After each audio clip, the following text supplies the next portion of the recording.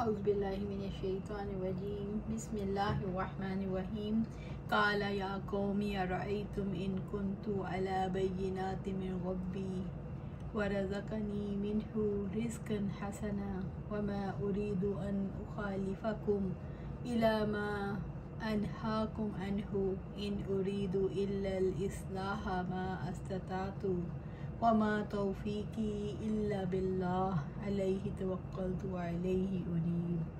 उसने कहा, है मेरी कौम, क्या तुमने देखा अगर मैं अपने रब की तरफ से एक वाज़ेह दलील पर हूँ और उसने मुझे अपनी जनाब से अच्छा रिज़्क़ अता किया है और मैं इरादा नहीं रखता कि मैं तुम्हारे बरखिलाफ़ वो काम करूँ जिनसे मैं तुम्हें रोकता हूँ। जहाँ तक मैं कर सकूँ मैं तो इस्लाह का इरादा ही रखता हूँ और मेरी तौफ़ीक अल्लाह ताला ही की तरफ से है। इसी पर मैंने भरोसा किया है और उसी की तरफ मैं रजू करता हूँ। सूरह हूद आया 88।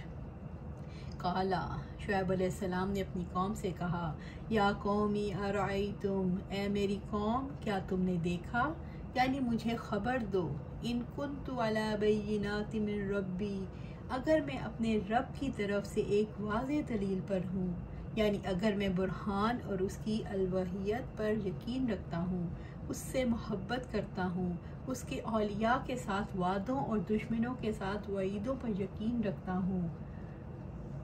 शुएब अलैहिस्सलाम ने उनके कुफर और अनाद और इस्तेहज़ा का जवाब देते हुए कहा कि लोगों, अल्लाह ताला ने मुझे इल्म और नबूवत की नेमत से नवाजा है और मेरी हलाल रोज़ी में खूब वसअत अता फरमाई है, तो क्या मेरे लिए ये मुनासिब है कि सिर्फ़ तुम्हें खुश रखने के लिए अल्लाह ताला की वही में ख़यानत करूं, लोगों को शिर्क और जुल्म से रोकना और इस्लाह नफ्स की दावत देना छोड़ दूं, यानी मुझे इस वही की सेहत पर यकीन और इत्मीनान हो। व रज़क़नी मिन्हु रिज़्क़न हसना, और उसने मुझे अपनी जनाब से अच्छा रिज़्क़ अता किया है, यानी हलाल और तैयब रोज़ी। इब्न अब्बास रज़ी अल्लाह ताला अन्हु ने कहा कि रिज़्क़ हसन से मुराद हलाल है और शुएब कसीरुल माल थे, यानी शुएब अलैहिस्सलाम। वमा उरीदु, और मैं इरादा नहीं रखता और मैं ये नहीं चाहता,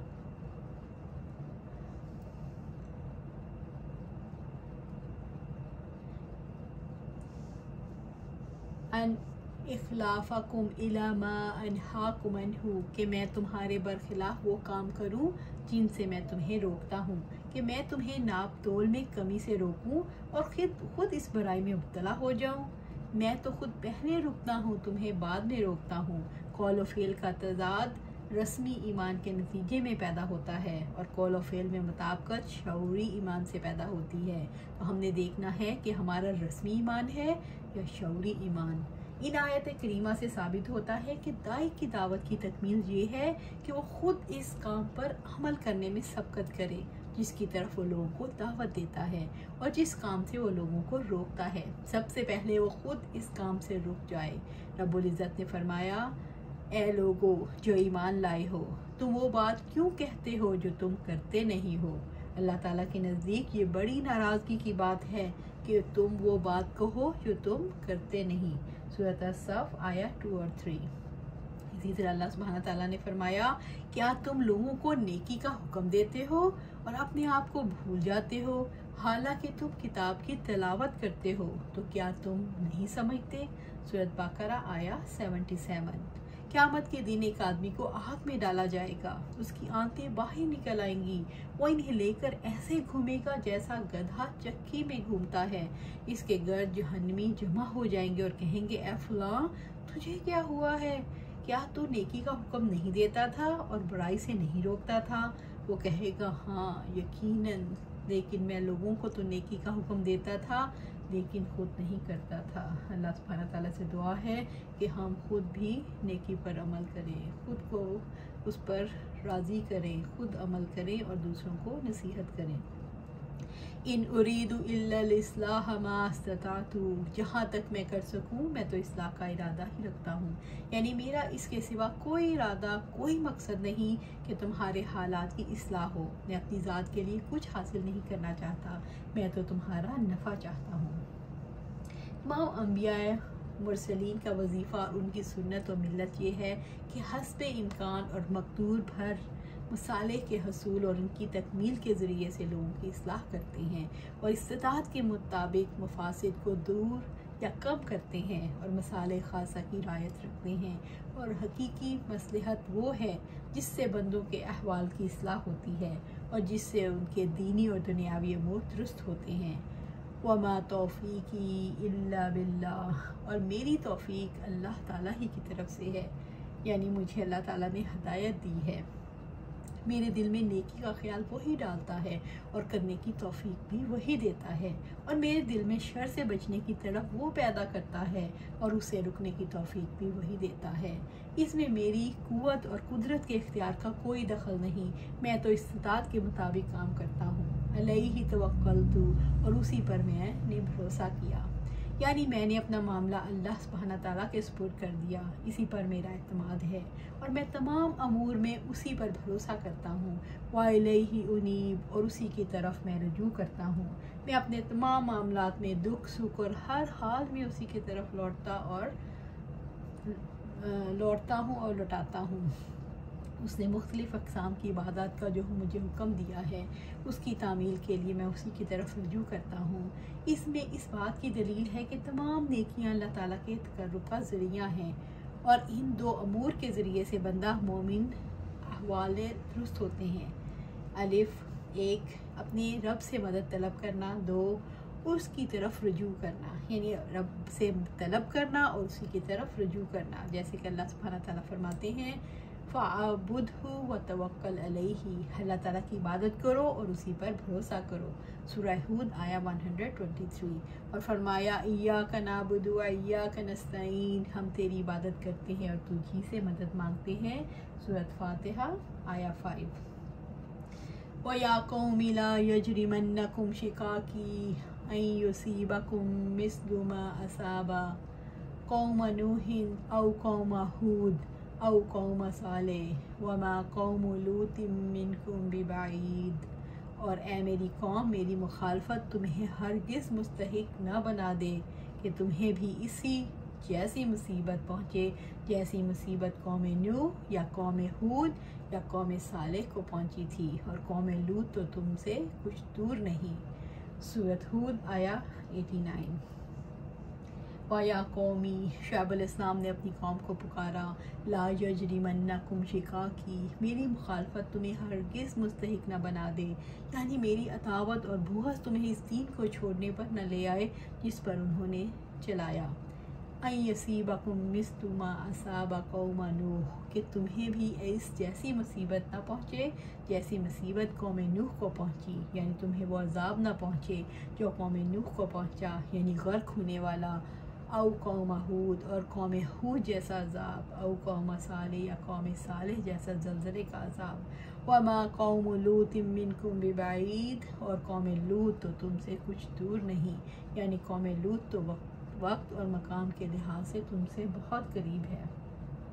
वस्तगफिरू रब्बकुम सुम्मा तूबू अलैहि इन्न रब्बी रहीमुन वदूद, और अपने रब से बख्शिश मांगो फिर से तौबा करो, यकीनन मेरा रब नहायत रहम वाला बहुत मोहब्बत वाला है।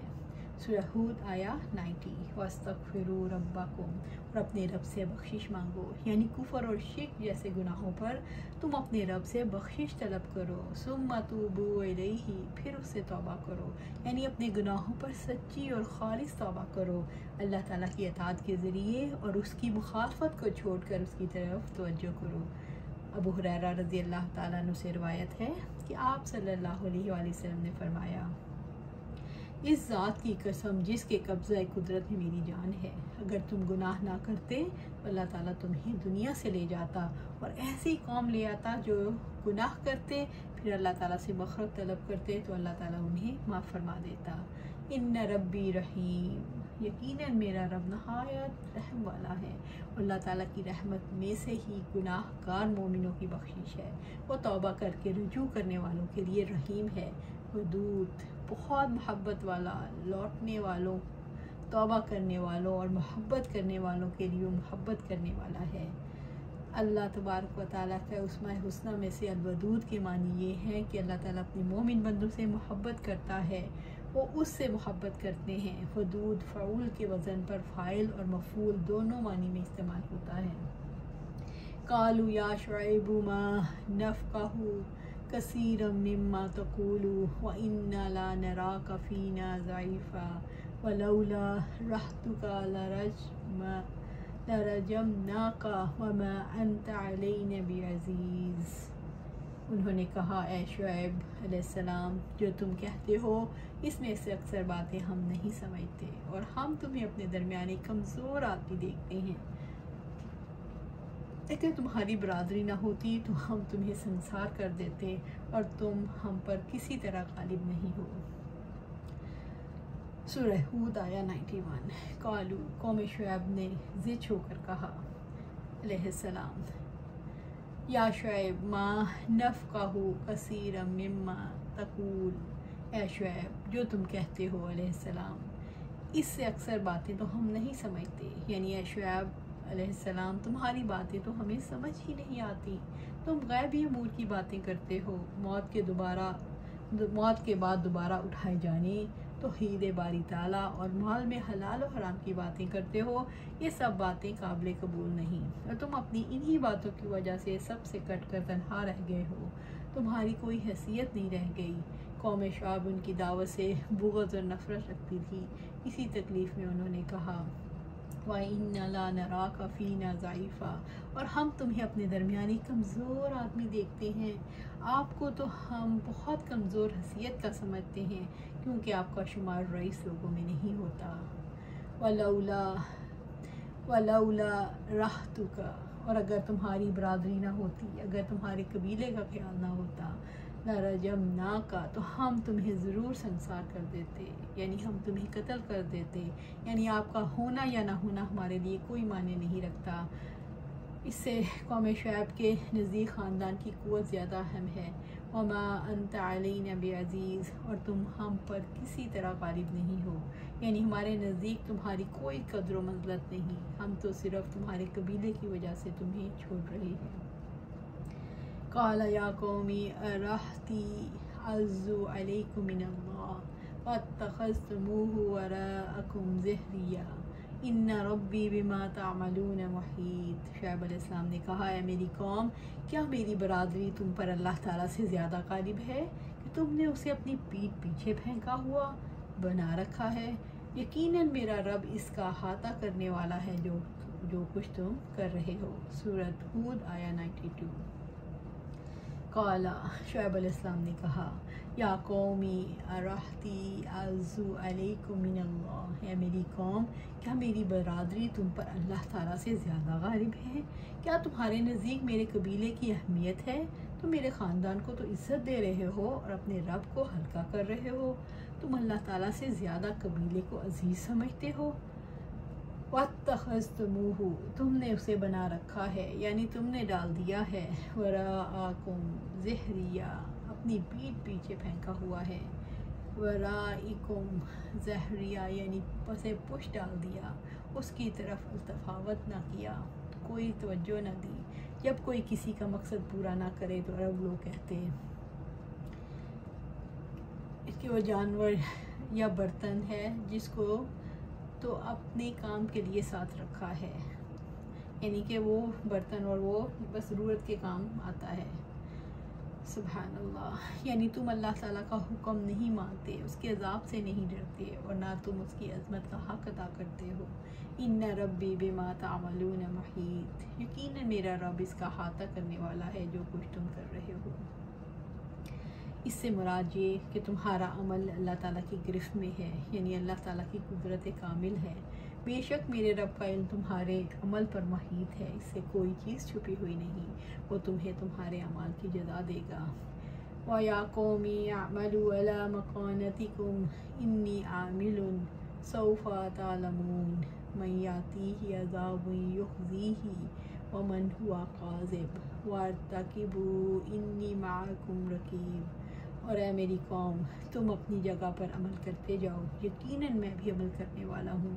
जल्द ही तुम्हें मालूम हो जाएगा कौन है जिसके पास वो अजाब आता है जो उसे जलील कर दे, और कौन है वो जो झूठा है। और तुम भी इंतज़ार करो, यकीनन मैं भी तुम्हारे साथ इंतज़ार करने वाला हूँ। सूरह हूद आया 93। व या कौम यामलू अला मकानतिकुम, ए मेरी कौम तुम अपनी जगह पर अमल करते जाओ, यानी ए मेरी कौम तुम अपने कुफर और तकज़ीब पर अड़े रहो, अनकरीब अपने कामों का अंजाम देख लोगे। इन्नी आमिलून, यकीनन मैं भी अमल करने वाला हूँ, मैं भी अपने तरीके पर यानी अल्लाह ताला की अताअत, इबादत में इखलास और रुश्द व हदायत पर चल रहा हूँ। सौफ़ा तालमून मन यातीही अज़ाबुन युख़ज़ीही, जल्द ही तुम्हें मालूम हो जाएगा कौन है जिसके पास वो अज़ाब आता है जो उसे जलील कर दे। शुएब अलैहिस्सलाम ने कौम से मायूस होने के बाद धमकी दी, तुम्हें जल्द मालूम हो जाएगा कौन रुस्वा कुन अज़ाब का मुस्तहिक है, और मन हुआ काज़िब, और कौन है वो जो झूठा है, यानी तुम्हें पता चल जाएगा झूठा कौन है, मैं या तुम। जब उन पर अज़ाब आया तो उन्हें मालूम हो गया कौन झूठा था।